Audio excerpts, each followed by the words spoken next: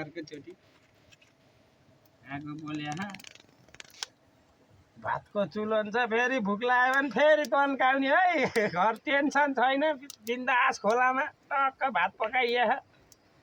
आगो बोले छ टन्न भात खाने अब घर बेलुकी अब 10-11 बज्छ घर पुग्दा अब एकछिनपछि भुक लाग्ने बित्तिकै फेरि थाला गम गम भात खाने घरतिर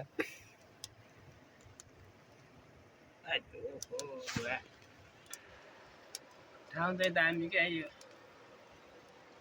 सिनहरू राम्रो छ होइन डाँडाहरू हरियो डाँडाहरू खोलाहरू